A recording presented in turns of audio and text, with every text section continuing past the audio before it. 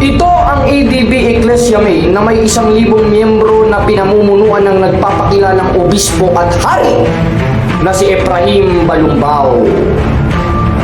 At siya'y nakipagdiskusyon at mapapanood natin ang kanyang pagkabigo at pagkatalo sa diskusyon kay Brother Jared Almasora, host ng Ang Dating Landas at Catholic Faith Defenders. Ating panood ng debate. So mga kapatid, simulan na natin ang ating debate ngayon. So bibigyan ko ng 10 minuto sa unang pagpapayag si Brother Jared ng Roman Catholic Church sa kanyang patutunayan na ang mga ribulto ng mga Roman Catholic Church ay inutos ng Panginoong Diyos.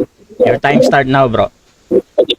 Yan, magandang araw at mapagpalang kapistahan ni San Lazaro, San Marta, at ni Maria Magdalena. Muli mga kapatid, nandito na naman tayo sa ating pinag-uusapan na topiko na paulit-ulit binabato at paulit-ulit pinararatang ng mga protestante na mga heretiko, na mga umuro sa pananampalataya gaya ng sabi ni Apostol Pablo sa 10:34 ng Hebreo. Ating basayhon.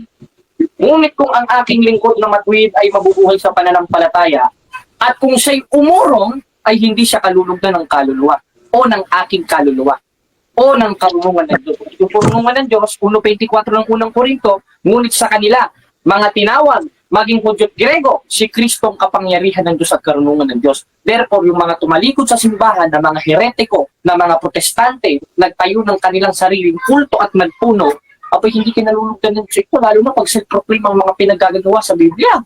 At isa sa ating topiko ngayon ay matagal nang pinag-uusapan at matagal na inaatake ng mga protestante gaya ng ribulto. Ngayon, sa Biblia, ang binabasa ng mga protestante, mga kapatid, ang 25:6 ng Exodo, 17:29 ng Gawa, 42:8 ng Isaias, 5:7 ng Deuteronomio, 22:8 ng Apokalipsis, 1:25 ng Roma, na ang subject of the sentence in Hebrew ay pesel, na nangangahulugan ng mga Diyos-Diyosan sa Israel. Basahin natin ang 25:6 ng Exodo. Huwag kang magkakaroon ng ibang Diyos sa harap ko. Huwag kang gagawa para sa iyo ng larawang inanyuan na kawangis ng anumang nasa langit sa itaas, nasa lupa sa ibaba, nasa tubig sa ilalim ng lupa. Ngayon, bibira na naman ng mga protestante. Isa na rin itong si Bishop. Ay, ano ikaw? Hindi ba larawan ng Iglesia Katolik ang tinutukoy dyan? Teka muna. Ano ba ang subject of the sentence sa 25:6 ng Exodo?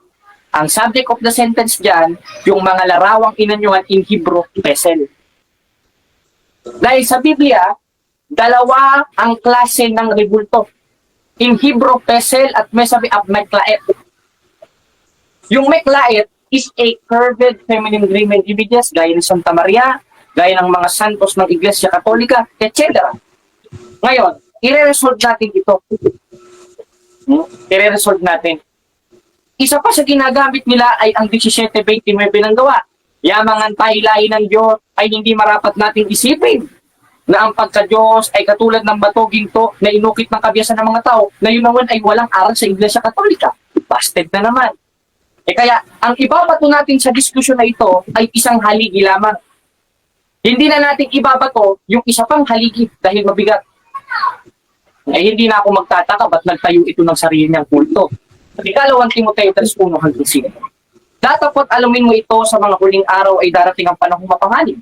At yung panahong mapanganib, malalaman natin, 12:4 ng Daniel, kaalinsabay ng paglago ng kaalaman. Kaya di na tayo magtatake. Ginagamit ng mga bulaang propeta na mga maibigin sa salapi yung social media para makalipog ng miyembro. Dahil yung miyembro, yun yung ginagamit na kapital para sa pagpapaikapo, para sa pag-aabuloy, etc. Yan naman ay labag sa kalooban ng Diyos sa bagong tipan. Bakit? 4:17 ng Galasya. May nagmamalasakit sa inyo, hindi sa mabuting akala. Subalit ang ibig nila ay ihiwalay kayo upang ipagmalasakit nyo din sila. Ngayon, balik tayo sa tema, mga kapatid. Ano nga ba ang subject of the sentence sa mga talatang ginagamit ng mga protestante sa 25:6 ng Exodo, sa 17:29 ng Gawa, sa Isaias, na ang kanilang mga Diyos-Diyosan ay yaring pilak, yaring inukit ng kamay ng mga tao, may matang hindi nakakakita, may ilong na hindi nakakaamoy, may bibig na hindi nakakapagsalita. Yun ang definition nila ng Diyos-Diyosan. Ngayon, kung yun ay definisyon ng Diyos-Diyosan, eh ang Diyos nag-utos na magpagawa. 3:10 ng ikalawang kronika. At sa kabanal-banalang bahay ay umukit ka ng larawan. In Hebrew, meklaet, graven images. Gaya nung nasa Isaias na ginagamit ng mga protestante na pinakakahulugan na damay lahat, pati banal at balbal na larawan. Eh lalabas nun, magkakaroon ng kontradiksyon sa Biblia. Bakit? Eh sabi ka, Diyos-Diyosan yung mga larawang ina nyo na may matang hindi nakakakita, may ilong na hindi nakakamoy, may bibig na hindi nakakapagsalita. Bakit ang mismo Diyos ang nag-utos? 3:10 ng ikalawang kronika. Na ano, na sa kabanal-banalang bahay ay umukit ka ng larawan. Yan kasi ang kaitidan ng ulo at mga tuktok ng mga protestante na nagbasa lang ng Biblia, nagpastor na! Yan ang hirap sa inyo. Talagang bulag na kayo. 4:4 ng ikalawang Korinto.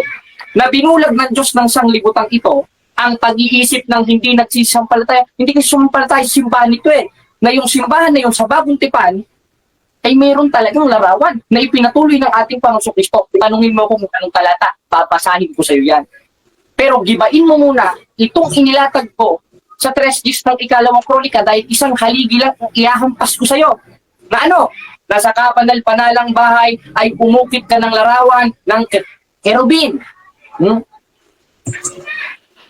At inukit sa kahoy at puno ng palma. Kala ko ba huwag kang gagawa? Ba't ang Diyos nagpagawa? Dahil sa Biblia, dalawa ang klase ng rebulto. Isang balbal, isang banal. Ang inutos ng Diyos, banal na yun ay pinatuloy ng Iglesia Katolika Apostolika Romana dahil ng pagdating ni Kristo na siyang dapat pakinggan.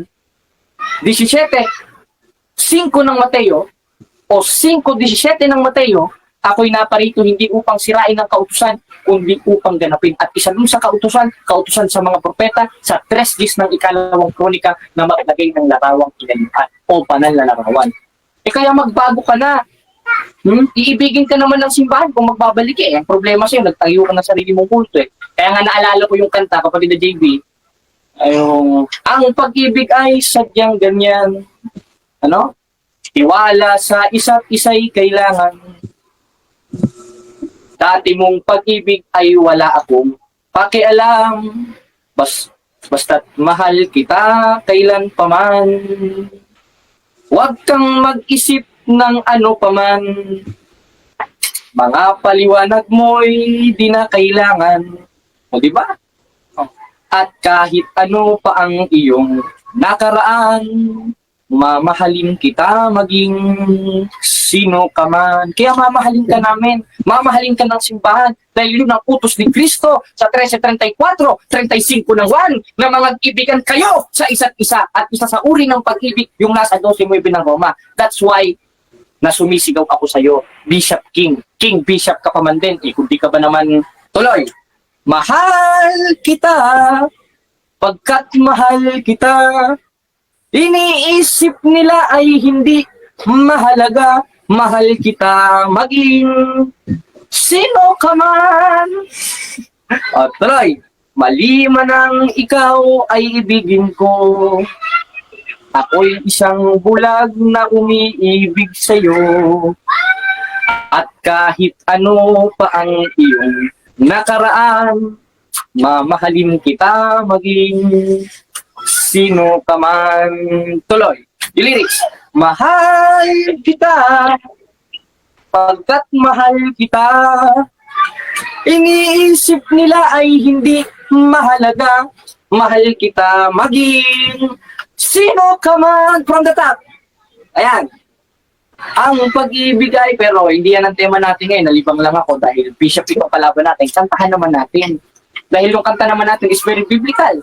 Pumapatungkol sa pag-ibig, 13:34-35 naman. At isa pa manifestasyon nun, yung pagsunod sa utos ng Diyos o pagsamba sa Diyos sa 4:24 naman, sa Espiritu at katotohanan. At isa sa katotohanan na pagsunod sa Diyos sa 3:10 ng ikalawang kronika, maglagay ka ng banal na larawan sa templo na yun ay ipinatuloy ng ating Panginoon sa Kristo sa 5:17 ng Mateo. Dahil ang sabi niya mismo, ako'y naparito hindi upang sirain ang kautusan, kundi upang ganapin ni ang mga propeta. At isa sa ipinatuloy ni Kristo, yung paglalagay sa templo ng larawang ginanyuan sa konteksto ng 5:17 ng Mateo at 3 ng ikalawang kronika. Yun lang kapatid na Rasya, at i-wave na natin ng time, at lahat ng sinabi ko, yun ang titanong mo sa akin kung you are under prophet sa religion o I am under prophet ng religion. Okay. So, dyan nagtatapos mga kapatid ang unang pahayag ng ating affirmative. Brother Jared ng Roman Catholic Church. Dako tayo sa unang pagtatanong ng ating negative. Bishop, 7 minutes para sa iyo. Your time start now. Okay. Kumain sa lahat. At saka, yung second purpose,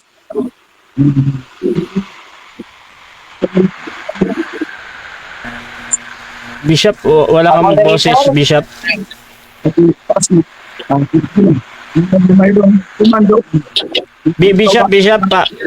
Bishop, paulit mo na, Bishop. Medyo nawawala na yung boses mo, Bishop. Okay. Sige.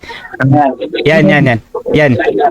Second Chronicles, chapter 3, may mga pinagawa doon ang Panginoon sa temple. Para kanino yun? Para sa mga lingkod niya, pabihira ka naman. At yun ang ipinatuloy ng Diyos sa 5:17 ng Mateo na sa panahong Kristiyano, historically speaking, noong 1st century, merong mga larawan nun.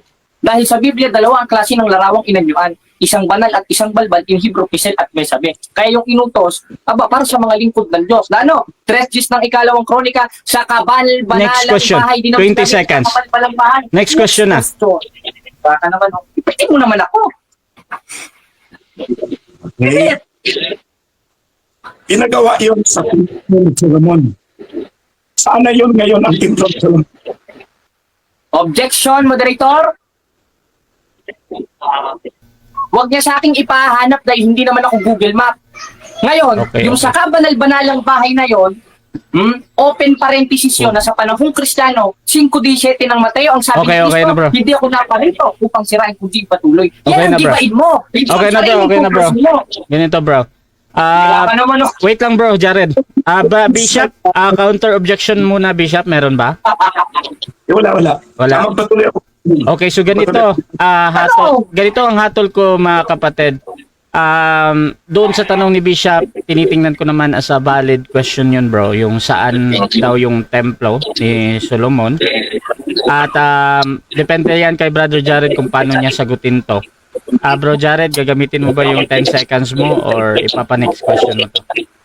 10 seconds, Proceed, bro bro. Rasha. Hindi na mahalaga kung nasaan yun. Ang importante, nag-utos ang Diyos, mayroong supportive verse sa 3 ng ikalawang kronika na pagdating sa panahong Kristiyano, sa 5:17 ng Mateo, Next yung question. ang ipinatuloy ng ating Panginoon Kristo. Next question. Yara ka naman, no? Next question. Kung yan ay hindi mo makita, kasi para sa iyo hindi na mahalaga, paano yan na ang images na yan ay talagang gawa yan para sa templo? Ayan. Anong tanong, moderator? I-replace ko ng tanong ko. Sige, Bishop. Saan ba pinagawa or para saan yung pinagawa ng mga images? Sa templo or kahit saan-saan lang? Okay, para saan daw? Sa templo? Sa templo at ayon sa katuruan ng mga apostol, sa kanilang tradisyon, sa 2:15 ng ikalawang Tesalonika, sa bahay. Kaya nga ang sentido sa Objection 3 ng ikalawang kronika, objection muna, bro, Jared. kabanal-banalang bahay. Wait Next lang, bro, question. Jared, ha? Bishop, ano yung objection mo na, Bishop? Ano? Wait lang, Oo. Jared. Pa tayo sa New Testament, dadaan tayo doon, pupunta tayo doon. Ang Ano? ang command dyan sa 2 Chronicles 3:10 following, pababa yan sa temple or kahit saan-saan lang. Okay. Huwag mo. Okay, wait lang, Bishop, ha? Okay. So, ang objection dito ni Bishop, yung pagbanggit mo ng New Testament plus doon sa kanina pa pinapaliwanag niya. I think tutol siya sa pagpapaliwanag mo. Brother Jared, meron ka bang counter objection dito or hahatol? Counter objection ito, moderator. Proceed. Huwag niyo sasabihin dadaan tayo dyan dahil ang tema natin ayon sa Biblia, Okay. hindi ayon sa lumang tipan na Biblia. That's why I read the book of Matthew in New Testament. Okay. Ayusin mo naman tanong mo. Okay, so ganito. Pero, Wait lang, kahit okay na bro, Jared. Okay na bro. So ganito. Ang hatol ko dito, si Brother Jared sumagot naman doon, Bishop, ng sa bahay daw, at tinatanggap ko yon as a valid answer, Bishop. Doon sa pagpapaliwanag, I know, hindi ka sasang-ayon dyan, pero mamaya i-rebut mo na lang yan. Basta kahit pa yan ay tama or nagsisinungaling si Brother Jared sa kanyang sagot, tinatanggap pa din yan sa moderator as a valid answer, ha. So Brother Jared, dahil naputol ka doon sa pagsagot mo, bro, kung saan yung mga rebulto nasa templo ba daw or nasa labas. Proceed ka, bro, sa 20 seconds na sagot mo.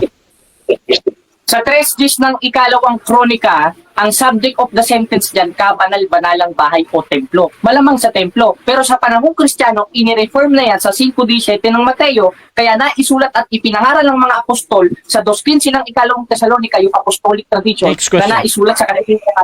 Next question. Na kahit dito, pwede Next na. question na. Next question. Makinig ka naman. Na sinasabi dyan sa 2 Chronicles 3:10 ay parehas lang sa image ni Mary, image sa mga saints, at image ni Jesus Christ in the New Testament. Yes, dahil ang Hebrew niyan, meklaet, meaning feminine graven images following in 6:29 of book of First King. Ano ka ba naman? O di ba naman yan, di mo alam, naging haring kubispo ka, di mo alam yan. Meklaet, graven images, open parenthesis, damay lahat ng larawan na mga banal na larawan sa 3 Gs ng ikalawang kronika. Next question. Object ko na. Bishop, time stop mo na, Brother Jared. Bishop, anong objection natin? Itong katunggali ko, yang mag-question sa akin, dapat siya ang sasagot. Ako ang mag-question sa kanya.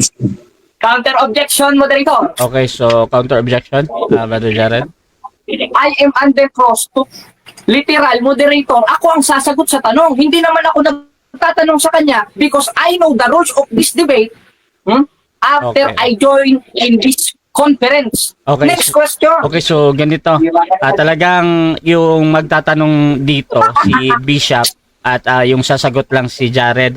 Bishop, mamaya i-counter mo na lang yung lahat ng sagot niya, ha. At I know hindi ka talaga sasang-ayon diyan. So Brother Bishop, tuloy ka lang muna sa pagtatanong kay Jared. Ang tema natin ay i-prove mo na ang mga images ng Roman Catholic Church ay commanded by God. Kailaw ng na ang image ni Mary ay commanded. Okay, saan daw, Brother Jared? Ando na nga mismo, kapatid na Rasha, moderator, ano? Nando na mismo sa sentido in Hebrew sa 3 Gs ng ikalawang kronika na lo taasel lekka meklaet. Meaning, graven images, open parenthesis, kasama sila Maria doon. Ano ka ba naman? Pabira ka naman. Oh. Next question. Next question. Ayusin mo naman. Hirapan mo naman. Wait lang, Jared. Okay na, bro. Sige, Bishop. Bakit natin kasama si Maria na during 2 Chronicles 3:10 wala pa si Maria dyan? Okay, bakit daw? Moderator, objection. Objection, bro. Time stop. Ano objection? Ang karapatan niya magtanong, hindi magpahayag because I am Okay, under okay. cross-examination. Tingnan mo itong obispo na to, natataranta na. Okay, Hindi na okay, alam yung okay. gagawin. Okay na, Brother Jared. Bishop, counter objection, proceed. Klaro naman na tanong yun. Yes. Ang information ko nga, ang tanong. Okay. So, i-present. Okay, so ito. Okay, thank you, Bishop. So ito, ganito, Brother Jared, ang tanong ni Bishop dito, bakit daw kasama doon si Maria kung si Maria ay wala pa daw doon sa Chronicles? So nagtatanong siya, bro.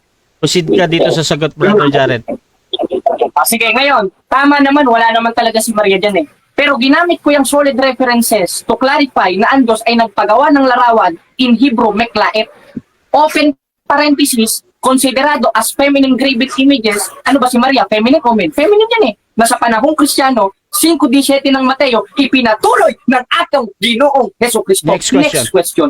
Hirapan mo naman yung tanong, obispo ka. Next question. This question, saan mababasa sa Biblia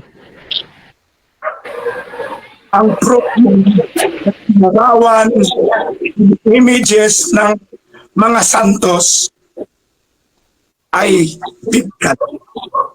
Eto, moderator ha. Sa 3 ng ikalawang kronika, andyan na mismo, hindi niya maigiba-giba, nagpagawa ang Diyos ng larawan ng kerubin. At yung kerubin, hindi naman pwedeng balbal yun. Siyempre, banal yun. Time. Therefore, 7 minutes time na, bro. napatunayan natin. Time na, bro. Time na, bro.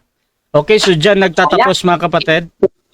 Pamute mo na, Brother Jared. Ha? Dyan nagtatapos, mga kapatid, ang ating unang pagtatanong ng negative. So, bago natin puntahan ang presentation ni Bishop, dako tayo sa ating mga comment, mga kapatid. So, shoutout muna sa ating nasa live. Nandyan si Big Boy Salinas, hindi naging MCGI si Jared. Suhay yan. Shoutout din, mga kapatid, kay Antonio Orias Soto. Bot. Ayan. Shoutout din kay Shian Magpale. Walang mayabang sa MCGI pero si Soriano hindi ba yun mayabang? Mayabang pero hindi sumipot sa debate nila Father Darwin. Shoutout din kay dito kay Yesomar ng Putupur Punto. Banat bro Jared. Shoutout din kay The Bread of Our Soul. Puro lang palusot si Jared. Shoutout din kay Sherwin Sales. Easy lang brother Jared. Kawawa naman si Bishop. May paggalang pa din. Shoutout din mga kapatid kay Tanyerla Jan Ira. Sunod ka Jared sa rules. Shoutout din mga kapatid dito kay Adventist Motivation. Bulag daw si Jared na umiibig kay Bishop. Haha, akayin ka ng bulag. At shoutout din mga kapatid. Okay, dito sa ating. Okay, kay Baldwin King. Shoutout bro Rasha. Yan, shoutout bro. Kay Erwin C. Minil. Bira bro Jared. Arwin Morelio. Good morning. Kapanalig brother Jared. Shoutout din kay Raymundo Estel. Happy birthday bro Jared. At Big Boy Salinas. Ayan. So mga kapatid, tuloy-tuloy tayo dito at bibigyan ko ng 10 minutes sa unang pagpapahayag si Bishop bilang negatibo. Your time start now. Ang tema natin ay i-prove ni Brother Jared na ang mga rebolto ng Roman Catholic Church ay commanded by God.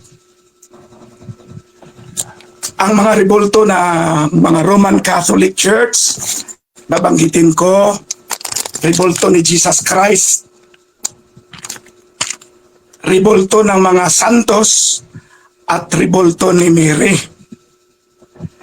Ni isang bersikulo, isang verse sa Bible, may command na pagawaan ng graven image si Maria, ang mga santos, at ang si Jesus Christ mismo. Kahit isa, wala. Ang command sa Bible in the Old Testament ay specific lang sa cherubim.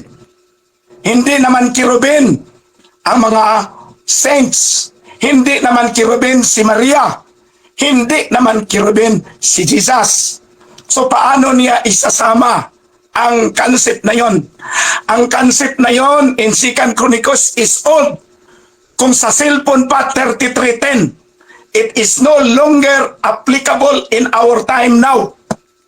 Because after the resurrection of Jesus, the temple of Jerusalem was destroyed 70 AD.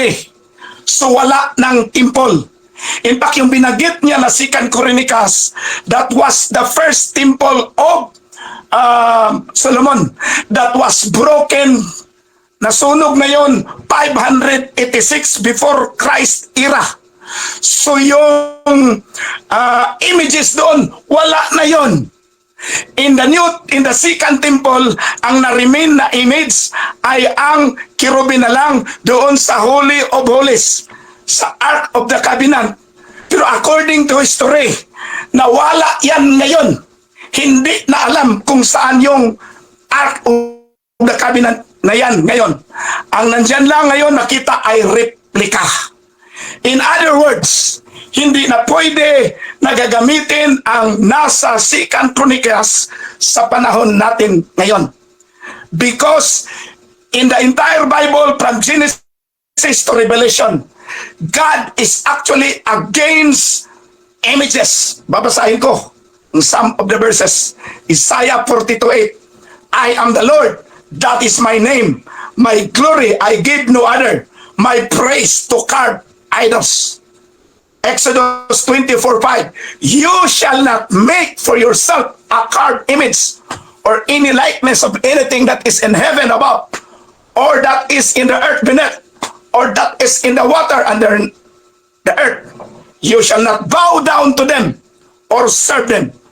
Ginawa nila, nag-bow down sila, nag-serve sila. Nagkay sila ng mga bulaklak daw, nagkit candle doon. For I, the Lord, your God, am the jealous God, visiting the iniquity of the fathers on the children to the third and fourth generation. Deuteronomy 4:16-18. Beware, lest you act corruptly by making carved image for yourselves in the form of any figure, the likeness of male or female, the likeness of any animal that is on the earth, etc. and etc. Second Chronicles 3:5-7. The nave he lined with iba na lang kasi itatanong ko yan kung may time pa ako. Habakkuk 2:18. What profit is an idol when its maker has shaped a metal image, a teacher of lies? Ba, teacher of lies? Yung gagawa ng mga ganun. For its maker trust in his own creation when he makes spitless idols. Yan, kerubin na yan. Anong yung si Jesus, yung picture ninyo kay Jesus, yung rebulto ninyo ni Jesus, rebulto nyo kay Mary, rebulto nyo sa mga saints. Speechless yan, lahat. Psalms 115 verse 4-8. Their idols are silver and gold, the work of human hands. They have mouths. Diba? May mouths yung mga images ni Mary, ni Jesus, at saka ni mga saints. They have mouths but do not speak. Eyes but do not see. They have ears but do not hear. Noses but never smell. They have hands but do not feel. Feet but do not walk. And they do not make a sound on their throat. Lahat ng mga description nito ay makikita mo sa rebulto ni Jesus, rebulto ni Mary, at saka sa rebulto ng mga tinatawag nilang santos. Nahum 1:14. The Lord has given commandment about you. No more shall your name be perpetuated from the house of your gods. I will cut off the carved image and the metal image. I will make your grave, for you are vile. Deuteronomy 27:10.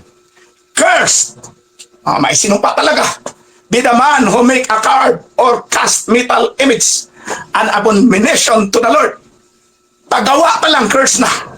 A thing made by hands of a craftsman, and sets it up in secret, and all the people shall answer and say, Amen. Walay context dito na nag-worship sila. Ang paggawa pa lang daan, curse na.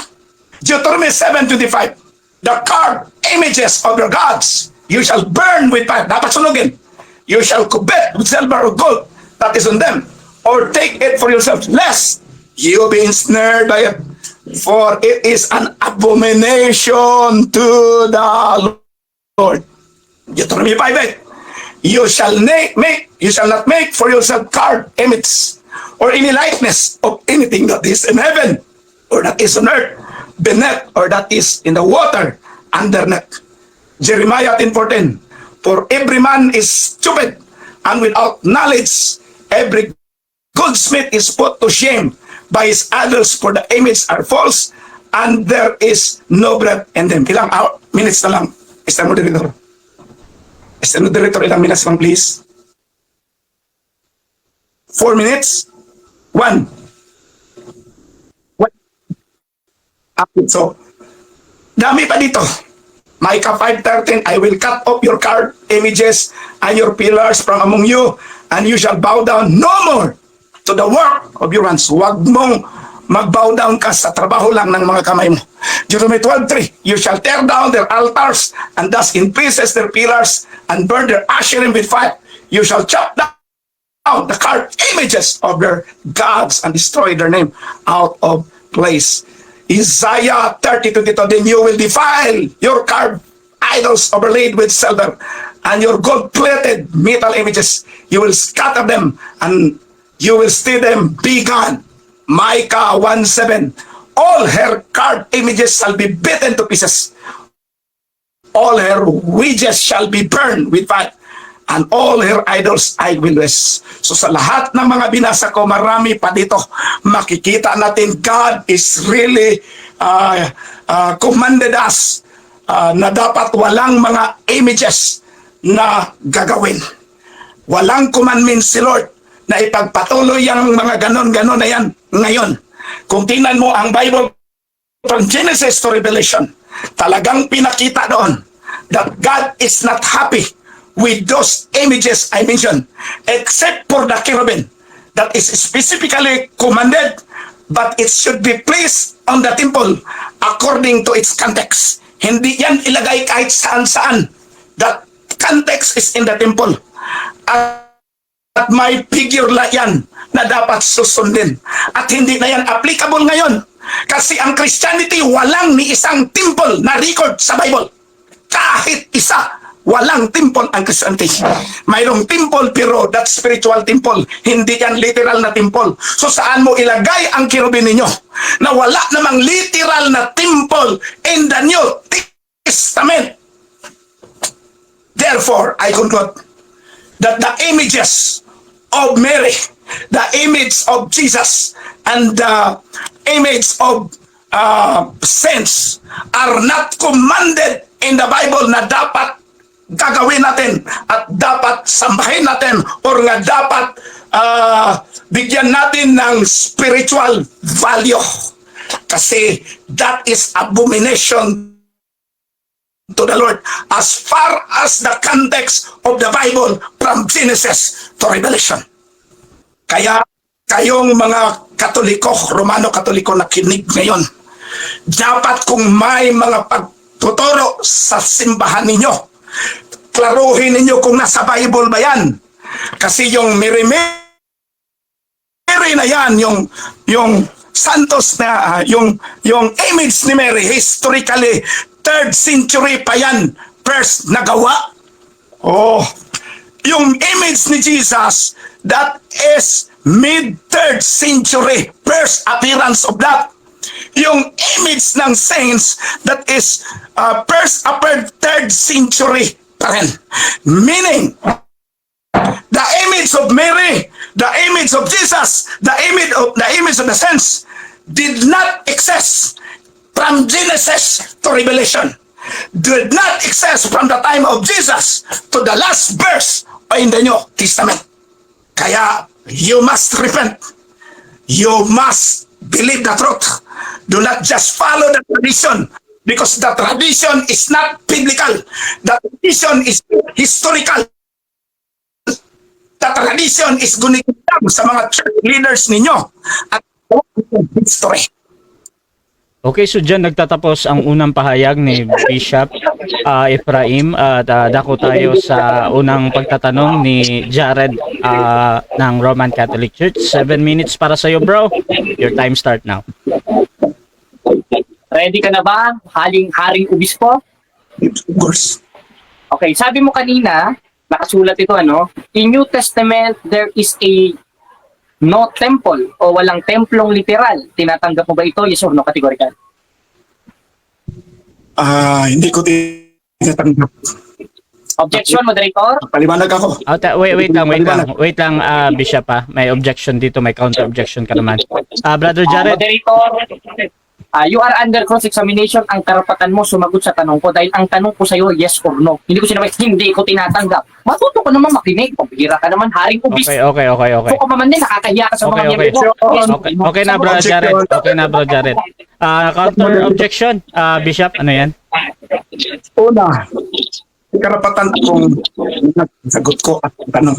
Pangalawa, I request the moderator to discipline this man kasi marami siyang mga side comments. Okay. So ganito, Brother Jared. Unang-una bro, doon sa tanong mo bro, pakiulit mo na nga yung pakiulit mo na yung tanong mo bro. Titingnan ko yung pagpipilian doon. Tapos desisyonan natin yung yung natitira pang objection. Bro Jared, paulit nga bro.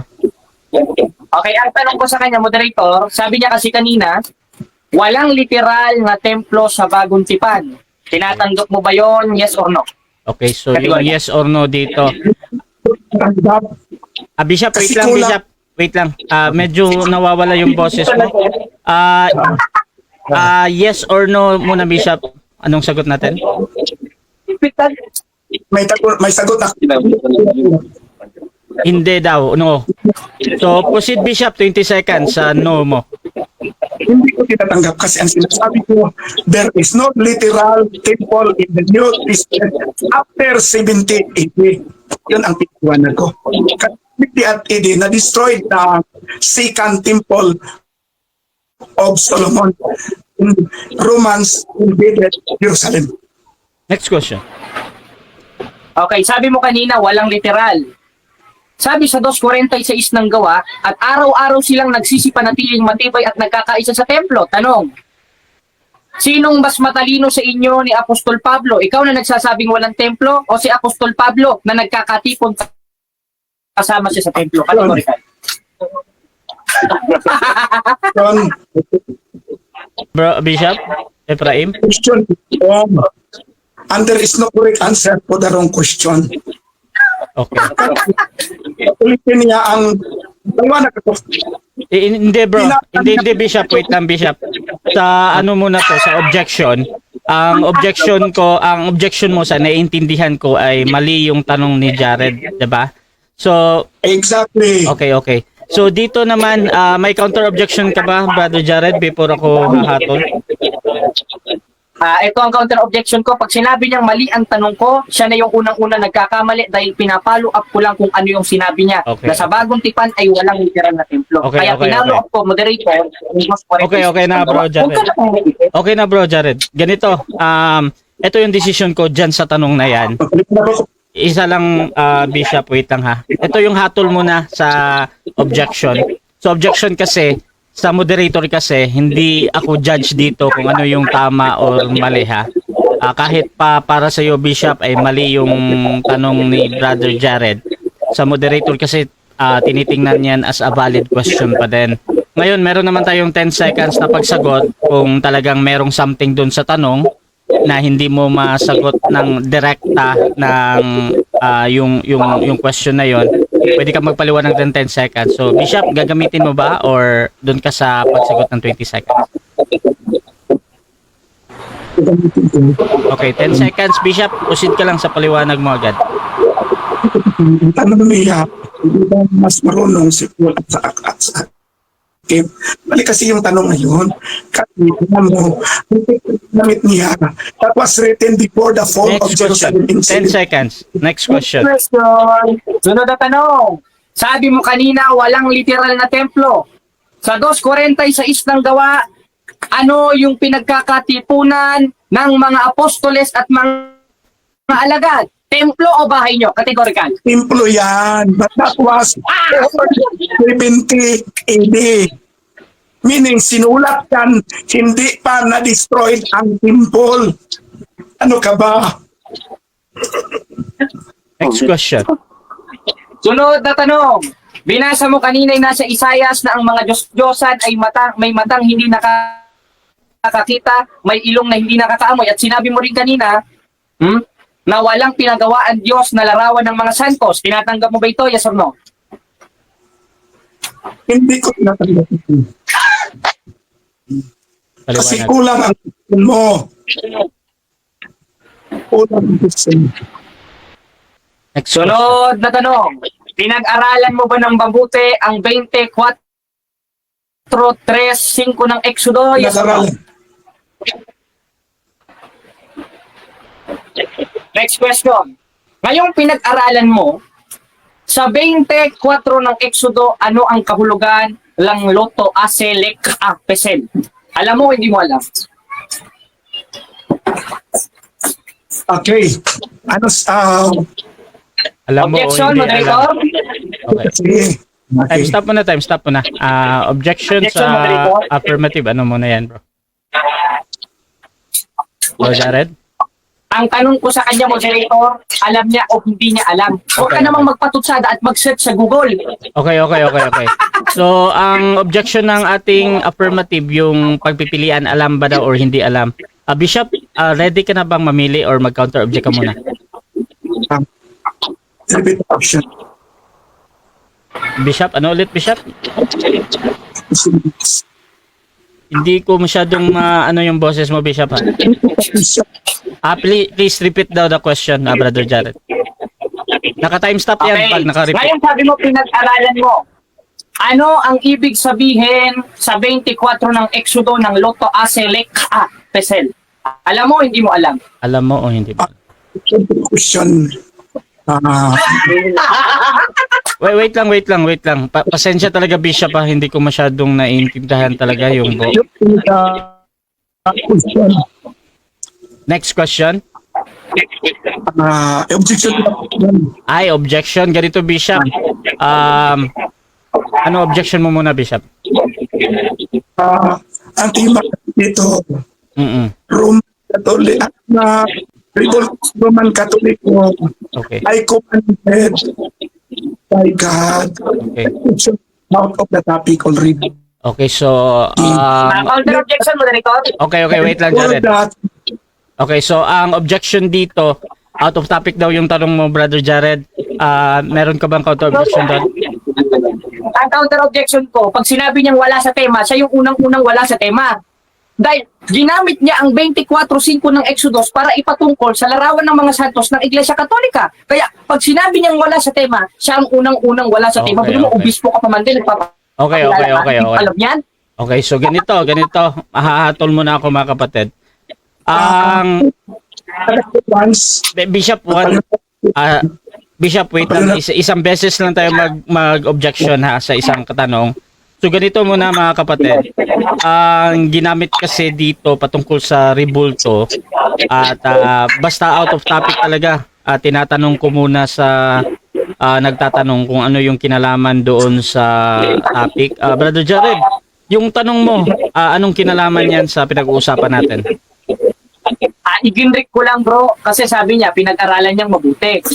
Ngayon, tumutukoy ang 24 ng Exodo sa larawan daw ng Iglesia Okay. Katolika na bawal gawin. Kaya ang tanong ko sa kanya, moderator, ano ang kaulugan ng Lota Aselek Pesel? Okay, so sa akin, mga kapatid, sa moderator, tinatanggap ko yan as pasok naman sa pinag-uusapan dahil dun sa larawan o rebulto na yan, na verse na yan. Pero Bishop, kung para sa iyo, merong something dun sa tanong, pwede mong gamitin ulit yung 10 seconds mo. Ipaliwanag mo lang kung anong reason mo. Bishop, gagamitin mo ba? that is gamitin ko. Proceed. That Time resume. That is kasi ang dapat ibigay niya, magbigay siya ng mga verse from the Bible na talagang may command. Next Si question. Mary, Next question, 10 seconds. Next question. Sabi mo kanina, pinag-aralan mo ulit. Ipagpahuli na natin yun, di mo nasagot. Yung 24, pumapatungkol ba ito sa mga banal na larawan ng Iglesia Katolika? Yes or no? hindi. Hindi. No. Paliwanag. In the past, Roman Catholic, pwede ba Yes, bro. Roman Catholic, lately na, ang layo ng agwat ng taon. Bakit dumating ang Roman Catholic Church diyan sa Exodus? Ang layo dyan. Next question. Ginamit mo yan para ilaban sa Iglesia Katolika. Tapos sasabihin mo, nung kinalaman. Ito, Tanong lang. tanong, moderator. Bro Jared, tanong. Sige, moderator. Patanong, pasensya na. Ngayon, sabi mo, pinag-aralan mo uli. Sa 24 at 3, ano ang kahulugan ng Elohim Akharem? Alam mo o hindi mo alam? I can research that anytime. Alam ko pero hindi ko sagutin kasi that Objection, moderator. Time stop muna, time stop. Objection, affirmative, ano yan? You are under cross-examination, Bishop. Itong objection ko, moderator. He is under cross-examination. Therefore, answer my question categorically because my question, you know the meaning of the Elohim Akherem? Yes or no? Okay, okay. Pero lumiling siya dun sa ano. Okay, okay. So, dito, Naiipit na siya. okay na, Bro Jared. So, Bishop, meron ka bang counter-objection doon before ako hahatol? hindi naman word meaning itong debate namin. Okay. That issue. Dapat ang gagawin niya, magbigay siya ng verses from the Bible na si Mary, mga apostoles, at si Jesus na mga images ay Okay. commanded by God. Okay, so ganito ang hatol ko. Ang tanong kanina kasi ay alam o hindi, Brother Jared, sa unang narinig ko ha. So ang sagot naman ni Bishop, alam niya at he can research anytime daw. Tinatanggap ko yun as a valid answer. Ngayon dito, Bishop, ituloy mo lang yung sagot mo, Bishop, na alam mo and you can research that anytime. Proceed ka, Bishop. I will not proceed. Okay, next question. Next question. Sabi mo kanina, walang rebulto ni Maria sa 3 gis ng ikalawang kronika kahit sa diwa at sa 6:29 ng unang hari. Tinatanggap mo ba ito? Yes or no? Anong tanong doon? Tinatanggap mo ba daw? Yes or no?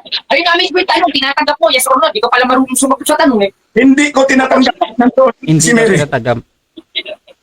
Okay. Next question. Proceed. Okay. Ngayong hindi mo tinatanggap, ano ang kahulugan sa 3 gis ng ikalawang kronika ng Mesabe o Meklaet? Alam mo o hindi mo alam? Alam mo, hindi. Objection. Another objection, Bishop Ephraim, ano yan? Yun. Dapat ang gagawin mo as affirmative, ibigay mo ang verses na mayroon talaga sa Bible na commanded na si Mary, mga saints, at saka si Jesus, Okay. ang mga nila ay commanded by God. You are out of topic. Okay. So, out of topic daw yung tanong mo. Counter Brother objection, Jared. moderator. Counter objection, bro. Ngayon, pag sinabi niyang ako ay out of topic, siya yung unang-unang out of topic dahil nung tinatanong ko sa kanya, yung binasa niyang talata at binasa kong talata. Kaya pag sinabi niyang wala sa tema, ikaw yung unang-unang wala sa tema. Sorry, Okay. haring obispo ka pa man din. Okay. So, hahatol mo na ako dito, mga kapatid. Okay na. So, ganito, mga kapatid. Hindi, isang objection lang, Bishop, ayon sa ating rules, isang objection lang every question. So, ganito. Ang objection ni Bishop is out of topic. Ngayon, dito kay Jared, teka, parang merong request si Brother Bishop. Ano ulit, Bishop? Kung katingali ko, Okay. dito Christian, ganun ba ang pagtuturo sa true church ninyo? Okay. So, ganito. Okay, nakita ko na, Bishop. So, unahin ko muna yan, Bishop. Oo. So, ganito, Brother Jared. Medyo na-offend si Brother, si Bishop doon sa mga pagbanggit mo sa kanya pag sumasagot ka sa huli. However, dito, Jared, habang binabanggit mo yan, hindi ka nakakalabag sa rules ko. However, I request na si Bishop kasi na-offend doon sa ginagawa mo. Pero wala kang nilalabag sa rules ko, bro, ha? So, dito mga kapatid, sa ating tanong ni Jared, Bishop, tinatanggap ko yan as a valid question doon sa binigay na talata kanina pa at nababanggit naman yan. However, kung para sa'yo ay out of topic yan, you can use 10 seconds. Bishop, gagamitin mo ba? He is Proceed. wasting time. Hanggang ngayon, hindi pa siya nagbigay na kahit isang ebidensya na ang mga rebulto ng Roman Catholic Church ay Next commanded. question. 10 seconds. Next question. Sunod na tanong. Sabi mo kanina, kailangan kong patunayan na ang ribulto ng mga santos is commanded by God? Tanong, premise yun ha, ikaw muna sasagot. Yung inutos pa ng Diyos sa 3 gis ng ikalawang kerubin, banal ba yun o santos o balbal? Categorical. Banal o balbal? Pasikan Kronikas 3:10, banal yan. Yung Ayo! Wait lang, Jared. Nagpapaliwanag pa. Sige, Bishop. banal yang mga kirubin na yan. Pero hindi nakalagay dyan si Mary, hindi nakalagay dyan si Jesus, at hindi nakalagay dyan ang mga santos na, na ginagawa ninyo sa Roman Catholic Church. Next question. Outside of the topic. Next Ngayong question. sabi mo na hindi yan ang larawan ng ating Panginoon Kristo at nila Maria. Ang sabi sa 3:12 ng Apokalipsis, ang magtatagumpay ay gagawin kong haligi. In Hebrew, pesel. Ay, mesabe, o banal na altar ng Diyos. Tanong, sino yung mga nagtagumpay o mga banal? Si Kristo, si Maria, o si Satanas? Categorical. The question is very simple. Of course. Hindi si Satanas. Si Kristo daw. Next question. Ngayong si Kristo, ayon sa konteksto ng 3:12 ng Apokalipsis, ang magtatagumpay, sabi mo si Kristo ay gagawing haligi sa templo ng Diyos. Ang sinabing haligi 7 minutes ay time. sayang. Okay, so dyan nagtatapos mga kapatid ang first stage ng ating debate at shoutout muna sa ating nasa live. Meron tayong halos 100 live viewers ngayon mga kapatid at dyan din sa ating comment box, meron tayong 172 comments. So shoutout muna mga kapatid dyan kay Shian Magpale. Naku, ibig sabihin hindi banal si Jesus, Maria at mga apostol. Shoutout din kay Loloy Bumaya, literal ug panabot. Shoutout din dito kay JB Garobo, ipit na ipit ka na Bishop. Shoutout din kay Miguel Fajardo. Ayun. At sabi ni Mira Fuentes Jones, nakabatak ata yan si Jared, laugh trip pang hindi pwedeng bagitin yung attitude. Ayan. Reggie de la Cruz, mga Katoliko, ito masakit na salita pero ito ang katotohanan na dapat ninyong malaman na kayong mga Katoliko ay anak ng Diablo. Kaya ko iyan patunayan sa inyong lahat gamit ang matuwid na katwiran na totoo. Ang sinasabi ko sa inyo ay hindi paratang o paninira. Ito din kay Tanyera Janira, wala kasing ibibigay yan. Shoutout din kay JB Garubo, di alam ni Bishop ka pa man din. Shoutout din kay Jack Quenano, namimili lang ng tanong si Bishop, hindi niya alam ang Greek at Hebrew. At shoutout din kay Dr. Bado Padol or Dro Padol Ramjen. Ito ba yung Bishop sa kanyang ilusyon, yung nagsuot ng kapat corona? Kawawa naman, self-proclaim na naman. At Big Boy Salinas, ayan. So mga kapatid, tuloy-tuloy lang tayo dito sa rebuttal at dako tayo sa rebuttal ni Brother Jared bilang affirmative. Your time start now, bro. 10 minutes. Ako na ba, Bro Rasha? O ngayon mga kapatid, nakita naman natin kung paano siya maipit. Sabi niya kanina, pinag-aralan niya. Kung pinag-aralan, ba't di mo alam? Biruin mo, obispo ka pa man din. O baka sabi mo, may merso na, obispo ka naman talaga, di ka naman obispapa. O ibisgay. Kaya, ngayon mga kapatid, napatunayan natin na ang Diyos mismo nagkutos na gumawa ka ng larawan at banal na larawan iyon. Katunayan, hindi niya maigiba ang 3 gis ng ikalawang kronika na isang talatang binasa ko lang para patunayan. Siya, ang dami niya ng binasa, nag-search sa Google. Binasa ang 42:8 ng Isaiah. Binasa ang 25:6 ng Exodo. Kawawa naman itong obispo na ito. Kumokopya sa Google. Kapag pasensyahan niyo na mga kapatid, tuwan-tuwa ako.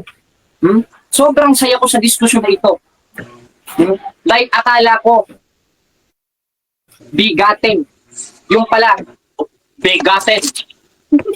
Kaya, muli mga kapatid, ngayon, i-clarify lang natin ang kanyang mga binasa. Gaya ng, andito sa, i-rebat lang natin ito, rebuttal stage ito, no? Nawawala tayo sa focus dahil natatawa tayo.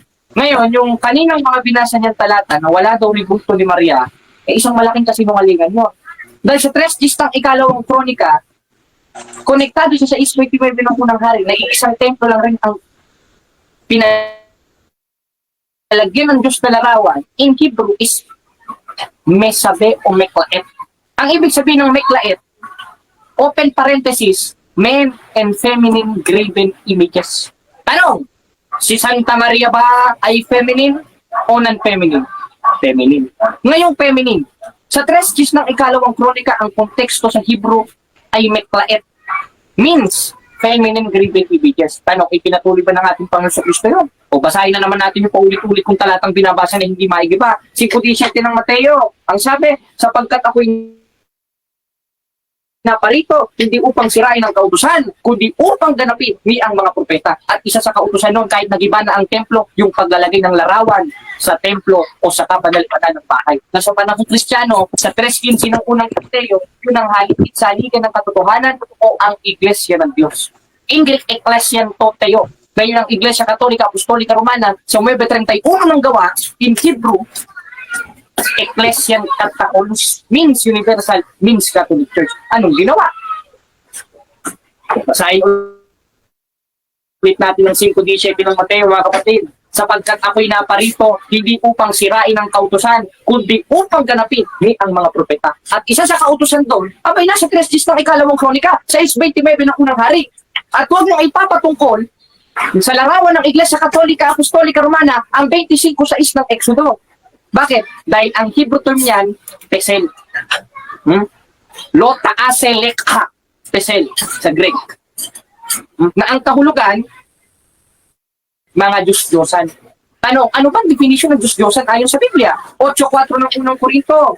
At tungkol sa pagkain inihandog sa Diyos-Diyosan, alam naman natin na ang mga Diyos-Diyosan ay larawan ng mga bagay na hindi totoo. Si Kristo ba totoo? Si Maria ba totoo? Yung mga santos ng Iglesia Katolika, totoo ba o hindi? Totoo. Ngayon, totoo sila. Konsiderado ba sila na mga Diyos-Diyos o dili Diyos-Diyos? Dili Diyos-Diyos. Dahil wala sa katuruan ng Iglesia Katolika, Apostolika Romana na ang larawan ng mga santos ay Diyos-Diyos. Walang iya itong mga pastor na ito. Grabe kayo makaparatang, nagbasa lang kayo ng Biblia. Hindi na ako magtataka. Talagang, huwag na natin sabihin, baka ma-objection tayo. Pagpasensyahan nyo na kung sumisigaw ako. 58:1 ng Isayas, humiyaw ka ng malakas, huwag kang magpigil. Ilakas mo yung tinig na parang pakata. Wala namang masamang sumigaw, basta ang isinisigaw mo, totoo, nasa Biblia, nasa istorya, napapasa natin, mismo ipinasulat ng Diyos sa mga apostoles at sa mga propeta. Ngayon ay ipinatuloy ng ating Panginoon Kristo sa 5:17 ng Mateo. Yan ang gibain mo. First presentation ko pa lang, hindi mo na magibayan Kung ano na mga tinanong mo Ngayon, isa pang binasa niya, ang kanilang mga Diyos-Diyosan na yaring pilak. May matang hindi nakakakita, may ilong na hindi nakakamoy, may bibig na hindi nakakapagsalita. Kung ang kahulugan sa iyo nun ay Diyos-Diyosan, bakit ang Diyos nagpagawa ng larawan na ang kahulugan, merong matang hindi nakakakita, may ilong na hindi nakakaamoy, may bibig na hindi nakakapagsalita? Bakit? Dahil sa Biblia, paulit-ulit na, obispo ka, haring obispo ka talaga, napakalinaw na nababasa natin, dadalawa ang klase ng larawan sa Biblia. Gaya ng pananampalataya. Sa 2:26 ng Santiago, may patay na pananampalataya. Sa 2:22 ng Santiago, may saktag na pananampalataya. Ganoon rin ang rebulto ayon sa Biblia. Merong bawal, merong pwede. Merong banal, merong balbal. At yung banal, yun ang inuutos ng Diyos sa 3 ng ikalawang kronika. Na ayon sa kinaugalian ng mga apostol sa tradisyon, sa 2:15 ng ikalawang Tesalonika, 3:12 ng Apokalipsis, larawan ng mga nagtagumpay. Si Kristo ba nagtagumpay? Tinanong ko. Nagtagumpay. Ngayon nagtagumpay. Abay, meron silang larawan. Pambihira ka naman, Bakit? Dahil ipinatuloy ni Kristo ang kautusan sa 5:17 ng Mateo o kautusan gaya ng paglalagay ng mga larawan sa templo. Kaya kahit magiba ang templo ni Solomon, magiba ang templo ng mga Israelita, nagpapatuloy ang kautusan ng ating Panginoong Jesucristo. Bakit? 5:18 ng Mateo, kahit tuldok, kahit kudlit, hindi mawawala sa kautusan. Kaya kahit ang templo magiba, kahit ang sanlibutan ay magiba, Kahit ang EDSA bumaha, hindi mawawala ang kautusan ng ating Panginoong Diyos sa 3 Gs ng ikalawang kronika na sa kabanal-banalang bahay ay gumawa ka ng larawan na yun ay ang pinatuloy ng atong Ginoong Jesucristo sa 5:17 ng Mateo, versikulo 18. Yan ang gibain mo ngayon. Kaya yung mga miyembro netong obispo na ito, wag na kayong aanib dyan. Delikado kaluluwa nyo dyan. Maiimpyerno kayo dyan. 23:15 ng Mateo. Sabi ninyo, mga skriba at pariseo, paimbabaw. Hindi ko sinasabing ikaw. Sapagkat inyong nililibot ang dagat at lupa kung makamahanap ni mga kampi. At kung siya'y magkagayon, ginagawa niyo siyang makaiba yung anak pa ng impyerno kaysa inyong sarili. Kaya kawawa kayo mga miyembro ng obispo na ito. Magbago na kayo mga kapatid. Kung si Pablo nga mamamatay tao, tinanggap ng simbahan, kayo pa kaya? Eh di pa naman kayo nakakapatay eh. 1:13 ng unang Timoteo, basa. Ito ang ating mababasa. Bagamat ng una, ako'y naging mamusong at mangusig. Ngunit kinahabagan ako ng Diyos sapagkat yun ay ginawa ko sa hindi pagkaalam at kawalan ng pananampalataya. Sabi niya naman kanina, wala daw literal. Ganito kasi magsalita eh. Walang literal na templo sa panahong Kristiyano. Sino nagsabi sa'yo? Eh kung di literal yung pinagkakatipunan ng mga apostol, eh pinapasukan nila. Yung gosanti. Unang muna naman klase. Kamangmangan yan eh. At ang kamangmangan, 24:9 ng kawikaan, kasalanan. Ikaw na lang sana, wag mo na kaming idamay. Kaya yung mga miyembro, netong haring obispo na ito, makinig kayo mga kapatid.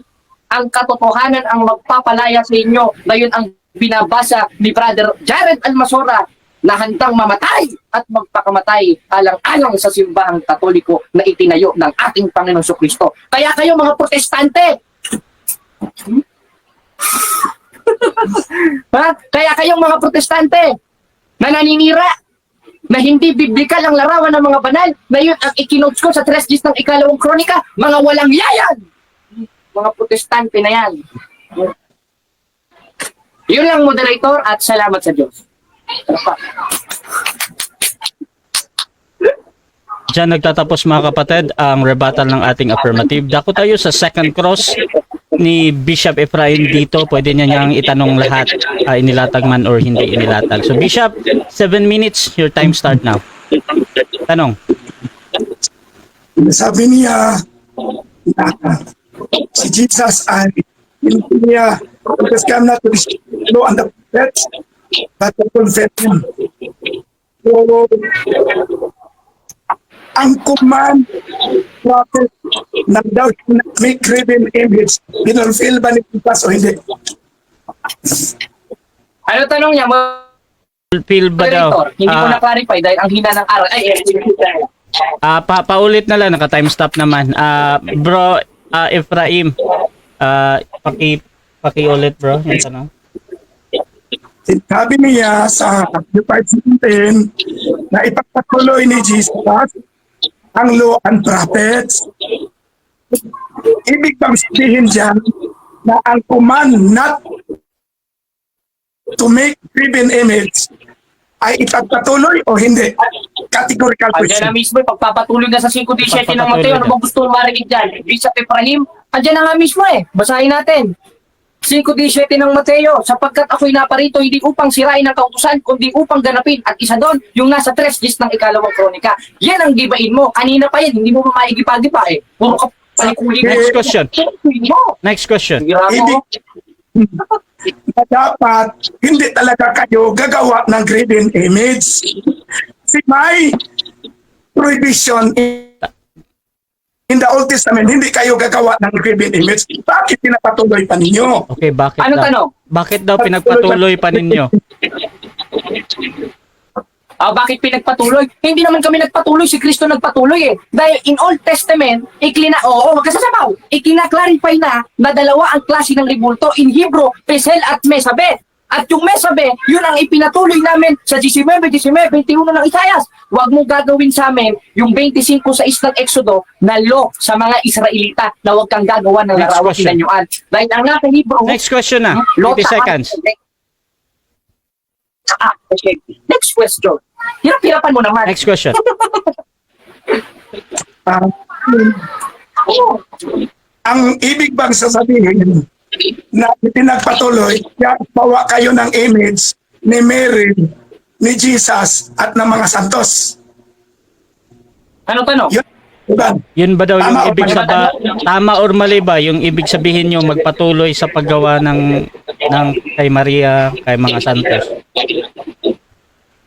Tama, moderator, ayon sa apostolic tradition sa 2:15 ng ikalawang Tesalonika. At isa doon yung nasa hula sa 3:12 ng Apokalipsis na ang magtatagumpay ay gagawin kong haligi sa aking templo. Sino ba mga nagtagumpay? Huwag mo naman sabihin na impyerno si Maria. Huwag mo naman sabihin na impyerno ang mga santos ay mga banal ngayon kasama sa piling ng Diyos. 3:1 ng Kolosas, gaya ni Kristo na nakaupo sa kanan ng Diyos. Next question. Hirap-hirapan mo naman yung tanong. That is very elementary Next question. question. High school question or college question. Next question.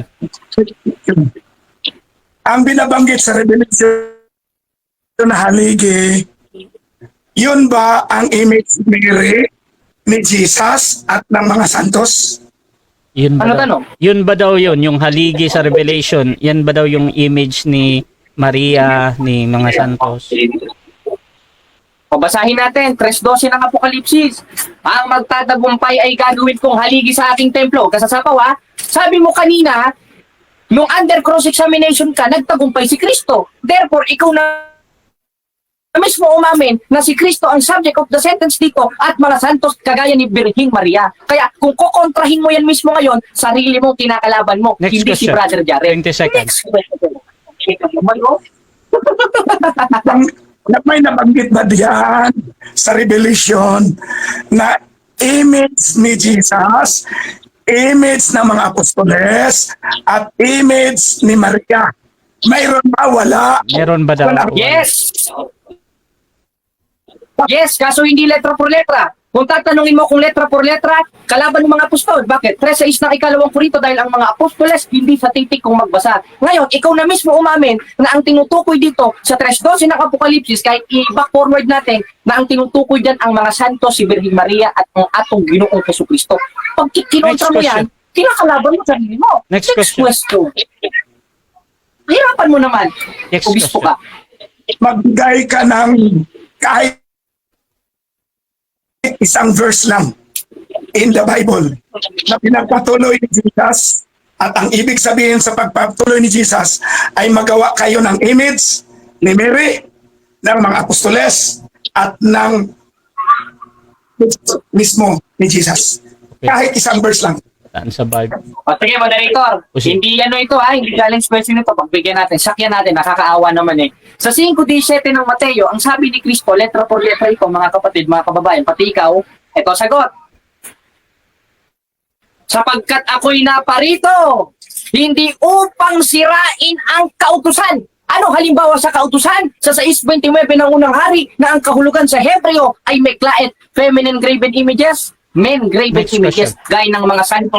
Next question na. Hirap-hirapan mo naman, ubispong hari, Next hari question. ng sablay. Next question na, bro. Next question na. Before I give my next question, I appeal Bro, nawala yung boses mo, bro. Paulit, bro. Paulit, bro. Bro, paulit, bro. Okay, okay. So, bro Jared, medyo hindi ko masyadong nadinig pero ang naiintindihan ko talaga yung mga pahuling salita mo, bro. Medyo na-offend nga yung ating negative doon. Oo. That's not into the topic. Okay, so nagre-request yung kabilang panig na wag mong gawin. However, bro Jared, hindi ka nakakalabag sa rules ko ha. Doon lang talaga sa pagmumura kasi yung sa akin. Pero I request bro doon sa kabilang panig na na-open siya. So yun lang naman. So nasa iyo yan. So proceed lang sa tanong mo, Bishop. Hindi pa niya ang tanong ko. Pinasabi kasi sa text na sa Matthew 5:17, pinagpatuloy ni Jesus. Bigyan mo ako ng isang teksto na pinapatuloy talaga. Black and white. Okay. Texto daw sa Busit bro. Balikin mo. Ito, moderator. Andito na nga mismo sa 5:17 ng Mateo eh. Ano mang nakalagay dyan? Ipagpapatuloy o ipinatuloy. Hindi naman sinabing itinigil. Anong klaseng kautusan? Yung kautusan sa mga propeta at isa sa halimbawa na huwag ka sasapaw. Yung sa 6:29 ng unang hari na in Hebrew term, meklaet, feminine and unfeminine graven images gaya ni Santa Maria at ng mga Next santos question. ng Iglesia 20 seconds. Sinasabi ko, sinasabi mo na pinagpatuloy. Objection, moderator? Time stop muna, time stop muna, time stop muna, time stop muna. Time stop muna, Bishop. Wait lang ha. Wait lang, Bishop. Wait lang, Bishop. Brother Jared, meron kang objection, bro? Tapos meron counter objection dito si Bishop naman. Sige, bro. I am under cross-examination. Huwag kang sinabing sinabi ko. Dahil naisulat na to, wala pa ako. Dahil nung binasa ko sa 5:17 ng Mateo, Okay na, bro. Wag ka muna magpaliwanag, bro, ha. So, yung objection dito, ayusin mo naman tanong mo. Wait lang, bro Jared. So, ito, ang objection mo, dun lang naman sa sinabi niya, sa sinabi ko. Bishop, meron ka bang counter objection doon before ako hahatol? Ganito na lang ang objection ko. Sagutin na lang niya kung mayroon ba o wala. Okay, okay. So ganito, sa tanong ni Bishop, wala namang problem doon. Kahit pa sinabi mo yon or hindi sa moderator, talagang valid yung question ni Bishop. Ngayon, Bishop, paulit mo na yung tanong, Bishop, tapos tingnan natin kung paano sagutin ng affirmative. Kasi niyan, ipagpatuloy ni Jesus. Kaya, maipakita ba siyang ebidensya talaga? Verse. Na talagang sinasabi ng pinagpatuloy. Ano ngayon ang pinagpatuloy? Okay, okay. So meron ba daw? Okay, so meron ba daw talaga? Brother Jared, proceed sa sagot, bro. Moderator, ito sagot. Okay, sasagot na, proceed. So, kung hindi niya pa maintindihan itong 5:17 ng Mateo, hindi ko na lang alam kung ito talaga yung taong itinatupar ng 4:4 ng ikalawang Korinto at 8:47 ng 1 na hindi sa Diyos dahil di nakikinig ng salita ng Diyos. Sagot! Dahil letra por letra, 5:17 ng Mateo, paulit-ulit na tayo, ano ka ba? Na si Kristo na parito, hindi upang sirain, kundi upang ganapin, kundi ipagpatuloy ang kautusan Next sa question. lumang tipad sa halimbawa ng sa Next question. Sa Mateo daw, Bishop. Hindi mo naman. Proceed sa next question na, bro. Okay na. Bishop, next question. Bishop, next question. Hoy! Bishop, next question, Bishop. Ganito. Ang sandali ko, ayaw sumagot eh. Balik-balik ang Time. 7 minutes. Time na, bro. 7 minutes na. Question. So mga kapatid, dyan nagtatapos ang second cross ng ating negative. Dako tayo sa kanyang presentation, sa kanyang rebuttal. 10 minutes, brother o Bishop Ephraim. Your time start now, Bishop. itong katunggali ko, dapat mag-review siya sa topic. Kasi ang topic,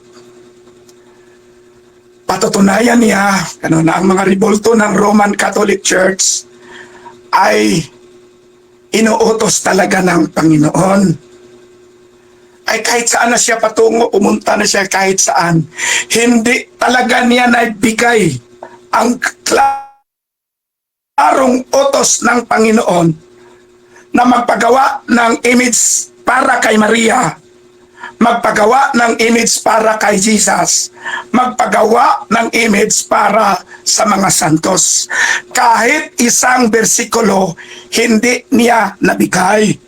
Kaya kung tanungin ko siya sa gumamit kasi siya ng Mateo 5:17 when Jesus said, I have come not to abolish the law and the prophets, but to fulfill them. In fact, yun na verse na yan ay talagang nagpapatibay sa stand ko na indeed ang mga ribulto ng Romano Katoliko ay hindi commanded by God. Kasi ang commanded by God do not make any graven images. Ang daming mga bersikulo ang ipresentar ko. Ang ipresentar lang niya ng mga bersikulo ay para lang yan sa kerubin. At ang context dyan ay decoration sa temple.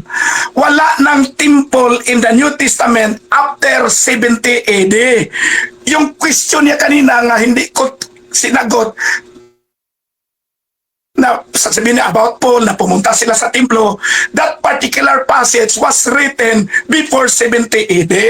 So after 70 AD, wala ng temple. So sino na ang temple ngayon? The temple is the temple is our body na. Kay Ephesians 6:19. Don't you know that your bodies is the temple of the Holy Spirit? So ang temple ngayon ay ang bodies na natin. So kung ang temple natin ngayon ay ang bodies na, anong ibig sabihin? Yung kerubin doon sa sa 2 Chronicles 3:10, ilagay natin sa liig natin o sa loob ng katawan natin kasi tayo na ngayon ang templo. Meaning, obsolete na talaga ang concept ng kerubin at ng image na yan. That is, kung sa cellphone pa, 3310. That was the time nang ang mga tao hindi pa nakakita sa real God kasi wala pa si Jesus doon.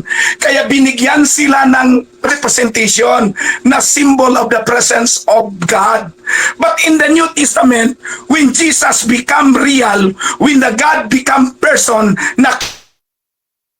kita na ng mga tao, and he made himself, sabi niya siya na ang temple during his time, meaning wala na talaga yung concept sa image na allowed in the New Testament.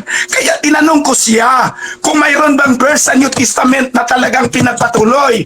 Ang sabi niya, mayroong verse na ipagpatuloy ni Jesus. Ngayon, hahanapan ko siya ng document kung ano ang pinagpatuloy ni Jesus. Hindi na siya makasagot. Sabi niya ipagpatuloy. Ano ang pinagpatuloy ni Jesus? Wala naman. Because very clear in the New Testament, Jesus never command na yung pagawaan ng mukha ang sarili niya. Walang command si Jesus yan. Walang command si Jesus na paggawa kayo ng kerubin. Walang command ang mga apostoles magpagawa kayo ng image ni Mary. Walang command ang mga apostoles, mga santos na pagawaan ninyo kami ng mga image. Wala. Kung mayroon man, yung sinasabi niya, 2 Thessalonians 2:15, tradition. Tradition is not historical. Guni-guni lang yan ng mga isip ng mga leaders nila. Ang sinasabi diyan na tradition is yung panahon before that particular text in 2 Thessalonians was written. Hindi na pwede i-include mo dyan ang tradition ng images ni Mary, ni Jesus at ng mga santos na 3rd century na. Huwag mong i-include yan kasi ang tradition gagi-mention dyan sa 2 Thessalonians 2:15 referring to the past, and it was not historical. Very clear. When you go to the dictionary, tradition is not historical. It is transferred beliefs from one generation to generation, and it is not necessarily religious. Kung religious man, it is not necessarily factual kasi tradition lang nga. Dapat historical ang i-present niya. At wala siyang na-present na Bible verse. Wala siyang na-present na historical evidence. Kung sa lupa pa ang pinag-usapan, ang document na ipresentar niya ay guni-guni lang. Samantalang ang sa aking na-presentar ako ay word ni God from the Bible at from historical, not traditional. So, kahit pagulong-gulingin mo yung dyan, ng verses ng Bible, wala ka talagang makikita, mababasa na the Roman Catholic images, mga ribulto ng Roman Catholic Church, example Mary, Jesus at mga santos, na may isang utos man lang doon sa Bible na sila ay pagawaan. Talagang wala. Therefore, ang tema natin, hindi niya napatunayan. Kasi ang tema very clear, pwede nga natin hindi i-include dito yung worship, yung idolatry. Kasi ang tema natin hindi naman nakapokus sa idolatry. Ang tema natin, is it commanded by God or not? Ang sabi niya, Patunayan niya na ang mga ribulto ng Romano Katoliko, example, Mary, Saints, and Jesus, ay commanded by God. Ngayon may napresentar ba siya? Kahit one half ng verse, wala. Anong klase niyan? So kung kayo, mga member ng Katoliko, na alam na ninyo na wala talaga yan sa Bible, dapat hindi na ninyo yan gagawin. Hindi na kayo magluhod dyan, mag-bow down dyan. Wala naman yung commandment sa Bible na yan. Oh, klaro, walang commandment yan sa Bible. Bakit? Kung walang commandment, yun ang gagawin ninyo. Pero yung klarong commandment, hindi ninyo gagawin. Kaya huwag na kayong maniniwala sa mga bulaang magtuturo. Ikukot ko rin. Inukot na niya yung John 8:44. Lies and deception ang topic dyan. Satan is the father of lies and deception. So huwag na kayong magpaniwala ng mga turo na wala sa Bible. Yung gamitin lang natin yung ang ating human minds lang ba? Logic, philosophy lang ba? Galing tayo mag-philosophy, mag-insulto. Pero yung ginawa natin, wala namang content. Galing lang tayo sa process, galing lang tayo sa technicality. Yun ang problema. Pero hindi magaling kung ano talaga ang sinasabi ng Bible. Ilang time pa ba natira?